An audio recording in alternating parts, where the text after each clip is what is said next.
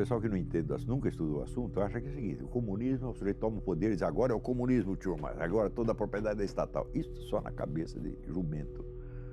Karl Marx dizia que a propriedade tem de ser estatizada progressivamente, lentamente, através da taxação progressiva. Aumentar imposto, aumentar imposto, aumentar imposto, e isso vai estrangulando os caras e transformando os empresários cada vez mais em escravos do governo, que é um processo que o nazismo fez igual, colocar o empresariado de joelhos. Só que o nazismo queria parar aí. Vamos dizer, o nazismo se contentava com o socialismo.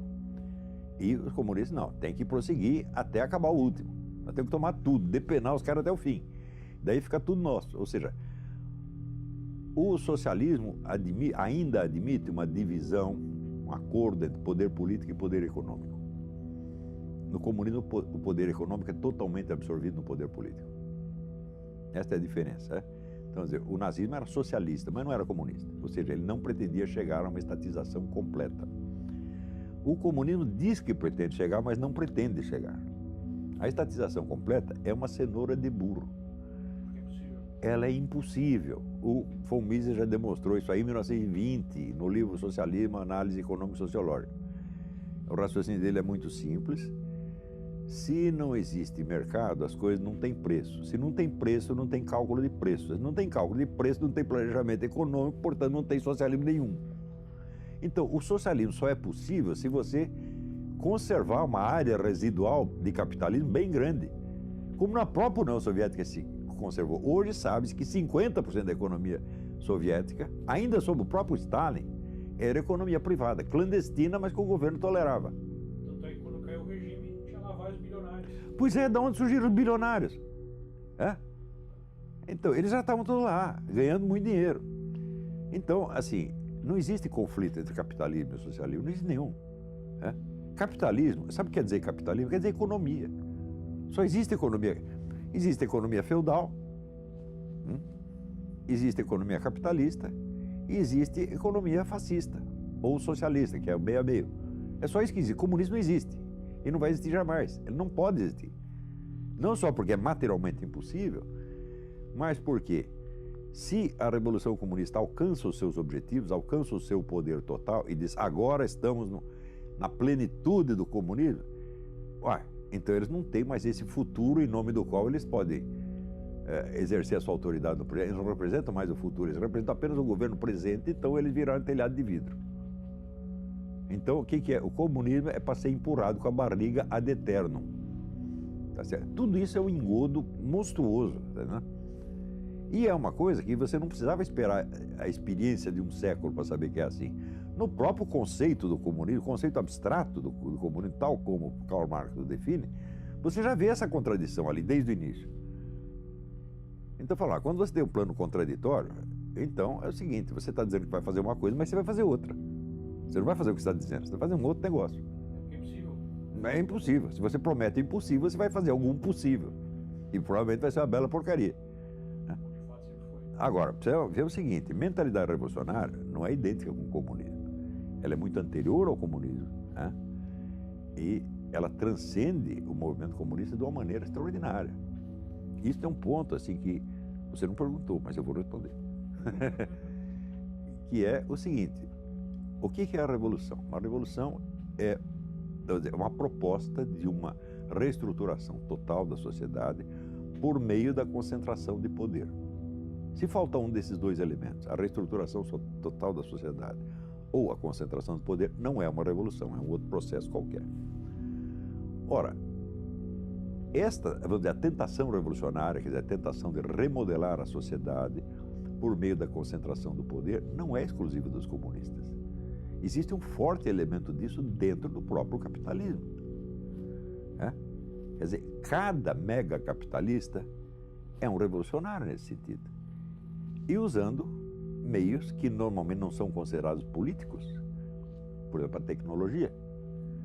Você vê, esta semana estava uma discussão, até o Stephen Hawking falou alguma coisa a respeito, que essas grandes empresas de informática estão querendo criar robôs que sejam mais capazes do que os seres humanos e mais fortes fisicamente do que os seres humanos. Então daí surge o negócio mitológico, os robôs dominam os seres humanos. Isto é um topos, é um lugar comum que apareceu até na revista Mickey, né? Mickey, Pato Donald falar disso. Mas é claro que quem vai dominar os seres humanos não são os robôs, são as empresas que os fizeram. São outros seres humanos, tá certo? Dominando através dos robôs. Vai ser tudo culpa dos robôs, evidentemente, né? Então, o que é isso? É uma concentração de poder, tá certo? Para remodelar a sociedade totalmente. Agora, o pessoal pensa que o movimento comunista se define por uma ideologia, né? Eu digo que vocês estão loucos. Nasceram ontem, não estudaram nada, absolutamente nada. O movimento comunista já trocou de ideologia 1 bilhão de vezes, né? Se você ver, Karl Marx começa dizendo que o movimento socialista é a expressão do interesse objetivo do proletariado.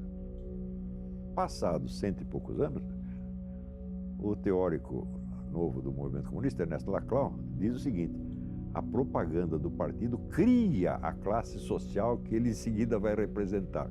Eu digo, é teoria inversa, mas ela continua com o mesmo nome, continua sendo marxismo. Isto é próprio do pensamento dialético, converter-se no seu contrário quantas vezes for necessário.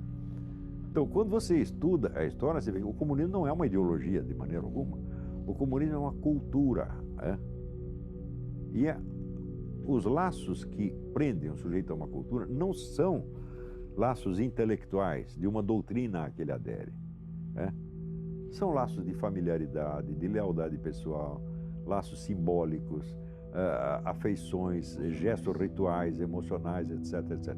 É por isso que você não pode convencer um comunista. É a mesma coisa, eu vou pegar um índio do Xingu e convencer ele a ser, sei lá, um aborígene australiano.